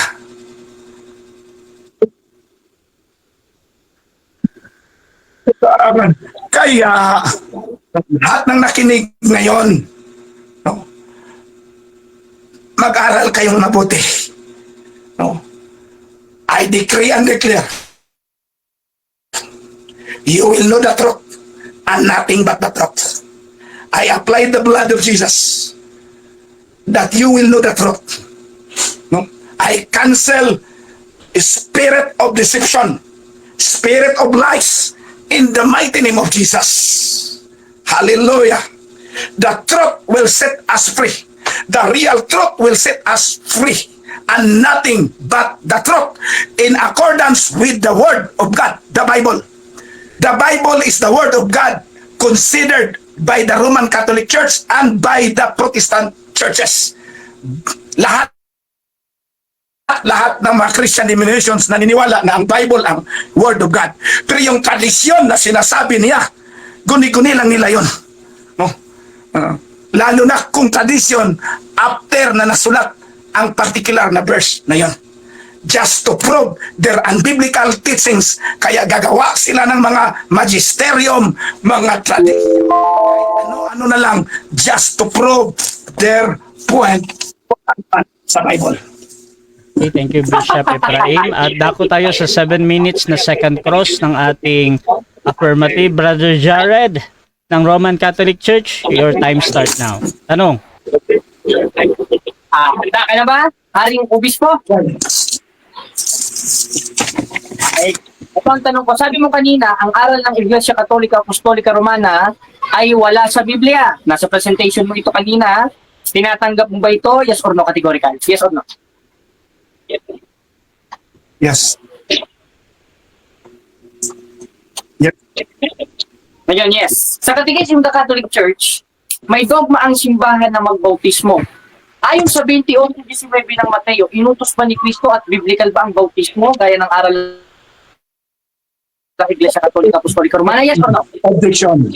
That is out. That is out of the topic. Paborito yun. Out of the topic. Okay, Brother Jared, meron ka bang counter objection doon? Ang counter objection ko, moderator, you are under cross-examination. Ang tinatanong ko sa kanya, yung sinabi niya. Kaya pag sinabi niyang wala sa tema, kinakalaban niyang sarili niya at siya yung unang-unang wala sa tema. Dahil tinatanong ko lang kung ano yung sinasabi niya. Paulit nga yung tanong mo muna, Bro Jared. Paulit mo na. Okay. Sabi niya kasi kanina, moderator, lahat ng aral ng Iglesia Katolika Apostolika Romana wala sa Biblia. Sa Catechism of the Catholic Church, may aral, hindi ko lang alam kung anong paragraph ito, ang Iglesia Katolika Apostolika Romana na kailangan tumanggap ng sakramento ng bautismo. Tanong, Sa 28:19 ng Mateo, biblical ba't inutos ng Diyos na sinusunod ng Iglesia Katolika Apostolika Romana ang bautismo? Yes or no? Kasi sabi mo, wala sa Biblia lahat ng aral eh. Biblical ba ang bautismo? Ayon sa Okay. Naiintindihan ko na. So dito ang tanong patungkol sa bautismo. However, nag-object yung kabilang paning na this is out of topic. Brother Bishop, ipapa-next question mo ba to? Mag-explain ako. Okay, proceed, Bishop. Nag-object ako kasi ang topic na bautismo na. Ito na yan niya ng Roman Catholic Church ay suko ng Panginoon. Okay. So next question na to, bro, Jared. Sunod na tanong. Sabi mo kanina ulit, walang aral ang Iglesia Katolika Apostolika Romana o wala sa Biblia at katang-isip lamang ang tradisyon. Tinatanggap mo ba ito? Yes or no? Categorical. Oo. Explain ko muna. Objection ko muna. Objection, moderator? Mag-object mo na, nauna si tapos ikaw naman, Jared, ha. Bro, Bishop Ibrahim, ano objection mo? Ang tanong niya ay dalawa. Isang content lang ang tanong niya. Okay, isa lang muna daw yung tanong. Dalawa daw yung nakikita ni Bishop doon. Jared, meron ka bang counter objection doon? Ang counter objection ko, moderator, mag-next question siya kung hindi niya kayang sagutin dahil inuubos niyang oras because he is under cross-examination. So ganito, Brother Jared. Ipaulit mo na.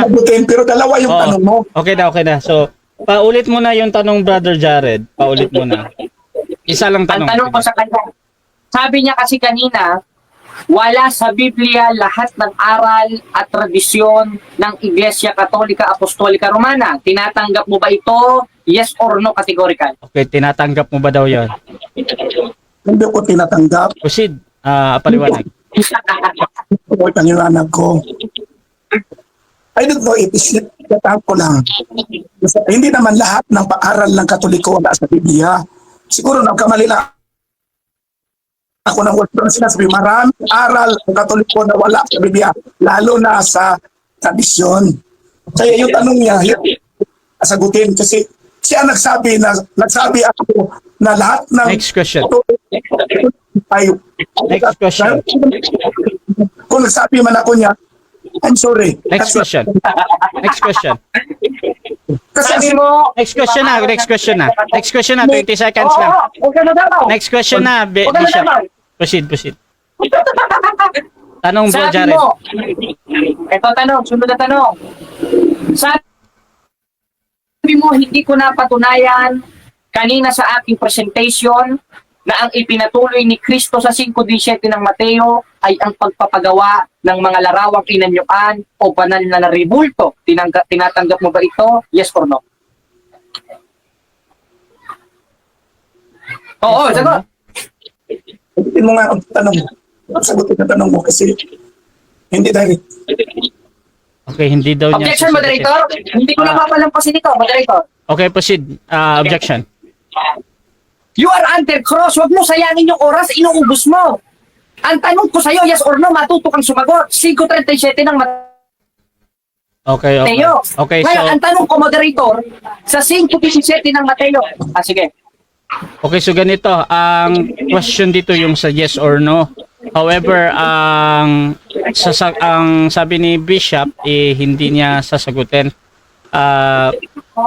Yung sagot kasi na hindi doon sa yes or no, bro, Jared, tinatanggap ko yun as a valid answer, ha.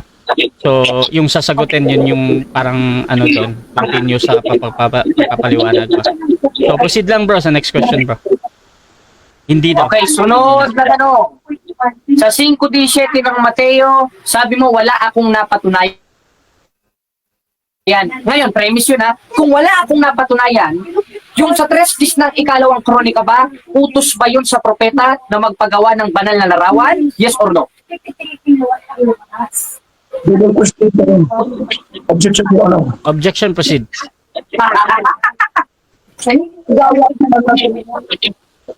Hindi yung tanong mo. Parang 3, 6, 9, 10. Bro? Hoy! Ikaw na! Gumamit ka na pagkatapos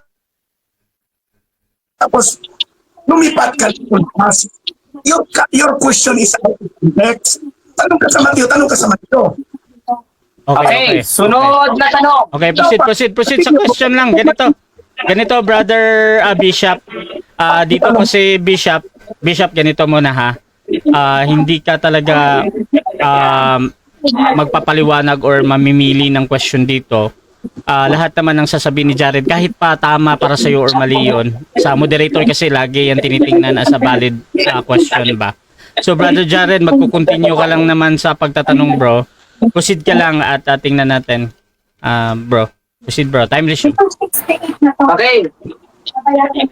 Sunod na tanong. Sa Trestis ng ikalawang kronika, hindi ba larawan ng Iglesia Katolika yon o larawan ng Iglesia Katolika? Yung banal na ipinagawa ng Diyos. Yes or no? Yan ang Katolika. By that time, wala pa ang Roman Catholic Church. Next question. Ngayon, hindi yun ang larawan ng Iglesia Katolika.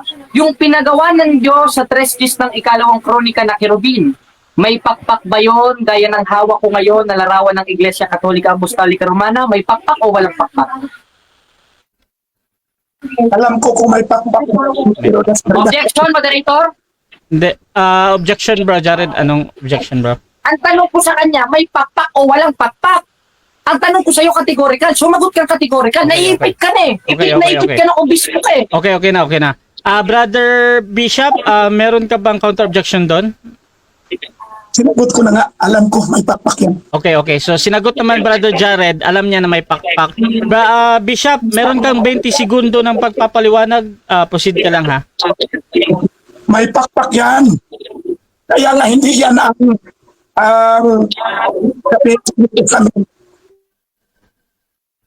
kasi may pakpak yan. Si Mary walang pakpak. Si Jesus walang pakpak. Ang mga apostolis, Panyong Santos, walang pakpak. E paano maging relative? Sunod na tanong. Next question. Ito tanong ko, moderator. Sabi mo kanina, yung ibang santos ng Iglesia Katolika walang pakpak. Sabi Vicente Ferrer. Ngayon, itong ipapakita kong litrato, may pakpak ba to o wala? Nalarawan ng Iglesia Katolika Apostolika Romana na si San Vicente Ferrer. Ba't parish? Wait lang, ito moderator ha. Tumatakbo yung Ito. oras mo. Ito. Tanong, may pakpak ba ito? Meron o wala? Masyado. Moderator, ano yung sagot niya? Bro, anong sagot mo bro? That is an question. Hindi ko naintindihan yung sagot niya, moderator. Parang nasa spaceship yata Parang ito. irrelevant daw yung question mo bro. Maghanap ka ng magandang question. Okay. Relevant yan. Okay, bro Jared. Okay, ngayon sabi mo kanina, maghanap ako ng magandang question. Ngayon, sa Trestis ng ikalawang kronika, ano ang kahulugan ng Elohim at Rahel? Time na. 7 minutes. Okay, so dyan, time na. So dyan nagtatapos mga kapatid ang ating second stage ng debate. Dako tayo sa final conclusion. Mauna dito si Bishop at mahuhuli naman si Brother Jared. So Bishop, final conclusion, 5 minutes. Your time start now. Therefore, I conclude. Therefore, I conclude. Itong katunggali ko ay wala talaga itong nag-study sa title sa tema namin. Kasi ang tema namin, dapat i-prove niya na ang mga rebulto ng Roman Katoliko ay commanded by God. Hindi talaga niya na-present yan. Kahit kunti, marami siyang tanong, magaling magtanong, magaling sa logic, pero walang content, walang biblical passages na talagang itong si Mary, si Jesus at itong mga apostoles. Kasi ito ang mga klarong rebulto ng Romano Katoliko. Ito talaga ang klaro. At wala talaga siyang napresentar base sa tema namin na all of these rebulto or images or graven images ay commanded by God. Wala talaga. Takit-ikot yung tanong niya, balik-balik yung tanong niya, para itrap lang niya ako. Logic ang ginamit niya, pero walang content. So, para sa akin, dapat itong katunggali ko, mag-aral ito mabuti. Hindi siya basta-basta tatanggap ng tema kung hindi niya istadihan kung ano yung tema. Klaro naman sa tema. No? It should prove, dapat i-prove niya na talagang commanded by God. Ano lang. Tema lang. Huwag nang aalis na kahit saan. Tanungin pa tayo ng Greek, ng Hebrew, redundant naman, may pakpak ba or anong klaseng mga tanong yan na umiwas man siya na dapat ang rule niya, magbigay siya ng mga ebidensya, mga biblical passages, verses na talagang mayroong command sa Bible. Kung sabing ipagpatuloy ni Jesus, dapat mag-present siya ng ebidensya na talagang ipinagpatuloy ni Jesus. Kung may nasabi man ako kanina na lahat ng mga turo ng Romanong Katoliko ay wala sa Biblia, slip of the tongue siguro yon. Pero ang samahin ko, maraming pagtuturo ang mga Katoliko na wala sa Biblia. Hindi lahat. I believe in Trinity. The Roman Catholic Church believe in Trinity. I believe in Christology, that Jesus is both God and man. I believe that. Hindi nagkamali doon ang Roman Catholic Church. Ang sabi ko, maraming pagtuturo ang Roman Catholic Church na wala sa Biblia. Kaya kung tanungin niya ako, saan ba dito ang tama, saan ba dito ang tama? Pero question kasi,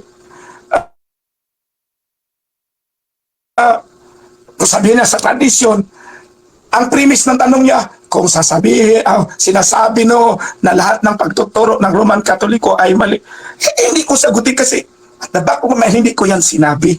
Pero kung sasabihin mo, according to tradition, adyan, basta tradisyon ninyo after the New Testament books, wala talaga yan, guni-guni lang yan. Ginawa lang ninyo yan to defend your unbiblical teachings para maging parang biblical. Halimbawa, itong mga saints ninyo, pinagawaan ninyo ng ribulto, si Jesus pinagawaan ninyo ng ribulto, mga teachings man ito ninyo 300 AD. This is just based on tradition, church tradition. Guni-guni lang ninyo ito. Hindi ito commanded by God. Hindi ito commanded by Jesus Christ. Hindi ito commanded ng mga apostoles. Kahit sino sa Bible dito, kung pilar na sinasabi mo sa New Testament, iba yun, pilar naman yun. Nako, pilar, pilar. Hindi naman yan mukha ni Mary, hindi naman yan mukha ni Jesus. Yan mukha ng sinasabi natin yung mga present na mga rebolto ng Katoliko. Iba yung pilar. Haligi yan sa Bisaya, pilar. Uy, problema dyan. Wala akong problema sa revelation na ang mga righteous people gagawing pilar ay biblical yan. Oh, kung si Mary maging pilar, no problem. Kung si Peter maging pilar, no problem with me. Pero that is not my point. Kasi hindi naman yan ribulto ni Jesus, hindi naman yan ribulto ni Mary, hindi naman yan ribulto ng mga saints. Yun ang dapat ipoprove ninyo na si Mary, si Jesus, yung mga ribulto ng mga santos ay talagang commanded by God. If it is really commanded by God, who's God who commanded it? Huwag mong sasabihin na commanded doon sa Kronikas. Kasi ang Kronikas... Thank you. Diyan nagtatapos mga kapatid ang final conclusion ng ating negative. Si Bishop Ephraim mga kapatid ng EDB. Shoutout dito din tayo sa final conclusion ng ating affirmative. Sa kanyang pinatutunayan na ang mga ribulto ng Roman Catholic Church ay inutos ng Panginoong Diyos. Brother Jared, your time start now. Yan mga kapatid, at unahin muna natin yung sinabi niya na ang tradisyon daw ay guni-guni. Ibig sabihin pala, talagang kalaban ng apostol itong taong ito, itong haring obispo na ito. Well, first of all, the apostle teach to the disciples na panghawakan ang tradisyon. 2:15 ng ikalawang Tesalonica, tinan mo, talagang hindi ka nagbabasa ng Biblia. Basahin natin ha, panghawakan ninyo. Alin ang papanghawakan? Hindi naman sinabi, bistawan ninyo. Panghawakan ninyong tradisyon na sa inyo'y ipinangaral ko. At nakapaloob dun sa tradisyon yung ibang doktrina ng Iglesia Katolika. Dahil ang Iglesia Katolika, ang haligid-saligan ng katotohanan, hindi ang Biblia. Katunayan, 3:15 ng unang Timoteo, ang simbahan, ang haligid-saligan ng katotohanan. Dahil ang Biblia, galing lang rin sa simbahan na siyang binigyan ng otorisasyon ng ating Panginoong Jesucristo. Kaya, dakdak ka lang ng dakdak, umiiyak ka ng umiiyak dyan, Haring Obispo. Ngayon, pag-aralan natin yung mga binasa niyang talata, isa na ang nasa 25 sa Isang Exodo. Ngayon, hindi ko daw na-proof o hindi daw natin napatunayan, mga kapatid. Eh, kayo na lang bahalang magsuri. Utos naman yun eh. 4:1 ng unang 1. Subukin ninyong spirito kung ito'y sa Diyos. Eh, nasubok na natin itong obispo na to. Hindi pala obispo sa Diyos, kundi obispo sa demonyo. Ayon sa Biblia. Bakit? Dili siya makatubag sa ako pangutana na ang ako pangutana, walang kamatuoran, sumala sa Biblia. Na ano? Na ang Diyos mismo nag-utos sa 3 ng 2 Kronika na sa kabanal-banalang bahay ay umukit ka ng larawan. Kaya sabi ko sa inyo, mga kapatid, kung pag-aaralan nyo itong diskusyon na ito, una pa lang, isang haligi lang ang ibabato ko sa obispo na to, hindi niya magiba. Paano kaya pag sinama ko pa yung isa pang haligi, 2 haligi? Kaya, pastor, sabi mo ako mag-aral, ikaw ang mag-aral, obispo ka. Obispo ka talaga. Kaya yung mga miyembro mo, niloloko mo, nakakaawa, pati matatanda, inaasay nyo dyan sa EDBC ba yan? Ano ba yan? Saan mo na ba sa Biblia yan? Tapos nagpapakilala ka Haring Obispo, tapos hindi ka makasagot sa tanong. Abi talagang hindi ka obispo ng Diyos. At yan ang sinasabi sa 24:24 ng Mateo na mga bula ang propeta at bula ang mga ngaral. Kasama ka na doon, pati yung Kristo mong peke na sinasabi sa 4:8 ng Galatia. Kaya napatunayan natin na ang konteksto sa 3:10 ng 2 Kronika na ipinatuloy ng ating Panginoon Kristo sa 5:17 ng Mateo na kautusan ay yung paglalagay sa templo ng larawan sa makatwid bagay. Ang Diyos ang nag-utos na gumawa ka ng larawan ng mga banal na ang konteksto sa Hebreo ay Miklaet. Feminine means babae, men means lalaki. Ngayon ang ipinatuloy in New Testament na nasa hula sa 3:12 ng Apokalipsis. Katunayan, utos pang ang itaas eh. 3:14 ng 1.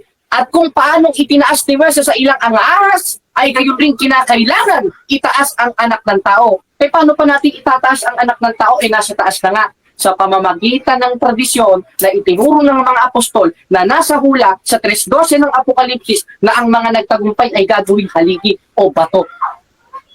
O in Hebrew is mesabe o banal na altar ng Diyos na ipinatuloy ng ating Panginoon Kristo sa 19:21 ng Isayas at 5:17 ng Mateo. Na ano? 3:14 ulit ng 1. Na kung paano itinaas ni Moises sa ilang ang ahas, ay gayon din kailangang itaas ang anak ng tao sa krus. Bakit? Because the cross, 6:14 of Galatians, it is symbolized the salvation made by our Lord Jesus Christ in the cross. Kaya no utos, itaas. Pero tinataas nila yung pagka-obispo niya, yung corona niya. Kung tinan niyo, kung papansinin niyo yung FB niyan, mga kapatid, yung corona niya galing yata sa Shopee. Kung tinan mo, tapos meron pa siyang kapa, dinaig pa si Superman. Hindi pa ngayon sultoy pa. Because this is my opinion according to the Bible. That this preacher, this bishop, is a false bishop and false prophet according to our Lord Jesus Christ, written in 24:24 of the book of Matthew, that this preacher is blind according to Apostle Paul in 4:4 of 2 Corinthians. Na ano? Na binulag ng Diyos ng sanglibutan ito ang pag-iisip ng hindi nagsisampalataya. Kaya kahit ilang tanong niya, nasasagot ko, hindi niya maintindihan dahil bulag siya at umalis siya sa simbahan na itinatag ng ating Panginoong Jesucristo kung nasa nandun si Kristo na yun ay merong mga larawan dahil kabanal-banalang bahay sa 3:10 ng 2 Kronika. Kaya napatunayan natin ang tema, hindi niya naigiba ang tema. Bagkus siya pa mismo ang umamin na ang Diyos ay nag-utos sa 3:10 ng 2 Kronika at hindi yun ang tinutukoy sa 3:10 ng Exodo. Viva Cristo rin, mga kapatid! Talo ang obispo Time na ito. na. So dyan nagtatapos, mga kapatid, ang debate natin versus yung between RCC versus ABB. So before natin end yung ating live, syempre gusto ko muna silang bigyan ng time magpasalamat sa ating audience. Wala na itong kinalaman sa inyong debate, mga kapatid. Purong pasasalamat na lang ito sa mga lahat ng nag-comment at lahat ng nanood. Unahin natin si Brother Jared. Pasalamat ka muna, bro. Yan, salamat sa Diyos mga kapatid. At bago tayo magtapos, tayo mananalangin. Baka ma-retaliate tayo ng mga espiritu. Lalo ng daladala ng relina. In the name of the Father, the Son, and of the Holy Spirit. Amen. Heavenly Father, in the name of Jesus Christ, our Lord and Savior, by the power of the Holy Spirit, we pray that the cleansing power of your precious blood of your Son came upon us right now. Purify us and wash us clean with the blood of Jesus. From the top of our head down to the very soles of our feet. Let this blood penetrate the very marrow of our bones to cleanse us from any entanglement from whatever spirit we have come in contact during the course of our intercession. Anoint us with the gift of the Holy Spirit and refresh our bodies, souls, and spirit. And may the sign of your holy cross drive away all evil spirit from us. In the name of the Father, the Son, and of the Holy Spirit. Amen. Yun lang po mga kapatid at salamat sa Diyos. At napatunayan natin na ang katotohanan talaga ang Iglesia Katolika. Yun lang. Okay, at syempre kay Bishop Ephraim din, bro. Pasalamat ka, bro. Before I end, I have to make a complaint na ang katunggali ko is not attacking the king, but attacking personality. He is not a true Christian because a true Christian should not attack personality. Dapat ang pakialaman niya ay ang logic, ang depensa, ang thoughts, hindi siya mag-atake ng personality. Kung ipagpatuloy niya yan, I decree and declare you will not be happy in life, no? Because grabe ka mapagmura at grabe kang mag-attack ng personality, mang-insulto ng below the belt. That is very unchristian. Maraming salamat po. Okay, so Russia TV gusto din magpasalamat sa lahat ng sumusuporta at laging pumipili pa din sa ating pagmumoderate mga kapatid. Kung gusto nyo sumali sa ganitong gawain, pwede kayo mag-PM sa akin or maghamon man sa dalawang ito. Nandito si Brother Jared at si Bishop Ephraim mga kapatid. At pwede niyo ako gamitin as moderator sa inyong mga debate at magla-live na din. So mga kapatid, please subscribe yung ating YouTube channel Russia TV at yung aking Facebook mga kapatid Russia Vista. You can follow me mga kapatid. At ang debate na ito ay i-upload natin sa YouTube dahil hindi na tayo nakakapag-live sa YouTube. I mean hindi na sabay mga kapatid dahil doon sa meron na kasing malaking payment pag nagla-live ng bali dalawang channel. So mga kapatid, maraming salamat at doon din sa ating mga debatista. So this is Admin Russia ng Russia TV and we're out.